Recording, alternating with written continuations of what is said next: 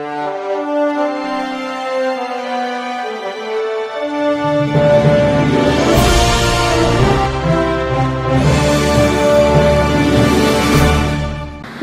मी Shweta Pawar, city TV लाईव्हच्या बातमीपत्रात आपलं स्वागत आहे। बुधवार दिनांक 3 जानेवारी 2024 रोजी ठीक सकाळी 11 वाजता ऑल इज वेल सामाजिक बहुउद्देशीय संस्था संचलित SPEDC सेंटर स्पेडक सेंटर शिक्षण संकुलन क्रांतिज्योती सावित्रीबाई फुले जयंती कार्यक्रम विशेष गरजा असलेल्या दिव्यांग समवेत पार पाडला।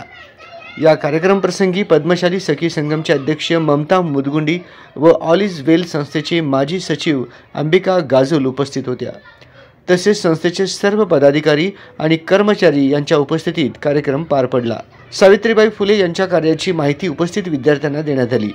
आपला जो काही आदर्श आहे, आपल्यासाठी जे काही उदाहरण आहे ते मात्र आपण विसरत चाललेलो आहोत। खरं तर ते लक्षात ठेवणं गरजेचं आहे। चूल आणि मूल ही संकल्पना लयाला जाऊन खऱ्या अर्थाने स्त्रीला शिक्षण कशा पद्धतीने दिलं गेलं पाहिजे याचं मूर्तिमंत उदाहरण आणि प्रत्यक्ष हाल अपेष्टा सोसून सावित्रीबाईंनी सुरुवात केली। क्रांतिज्योती महात्मा फुलेंनी खऱ्या अर्थाने त्यांना शिकवण्याचं जे प्रण केलं, ज्या काळामध्ये स्त्रियांनी फक्त घरात राहिलं पाहिजे, मुलांना जन्म दिला पाहिजे, नवऱ्याला बघितलं पाहिजे आणि कुटुंबाच्या बाहेर अर्थात उमऱ्याच्या बाहेर तिने पाऊल टाकलं नाही पाहिजे, अशा प्रकारची संस्कृती ज्या काळात होती त्या काळामध्ये खऱ्या अर्थाने महात्मा ज्योतिराव फुल्यांनी आपल्या पत्नीला शिकवण्याचा प्रयत्न केला।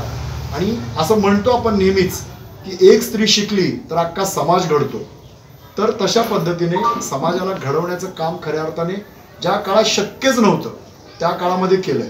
या कार्यक्रमाचे सूत्रसंचालन संस्थेचे प्रशिक्षक सुरेश येमुल यांनी केले, तर संस्थेच्या विषयी उपस्थितांना सचिव पिराजे सुरवसे यांनी माहिती दिली व सदर कार्यक्रमाचे आभार प्रदर्शन अंबिका येमुल यांनी केले।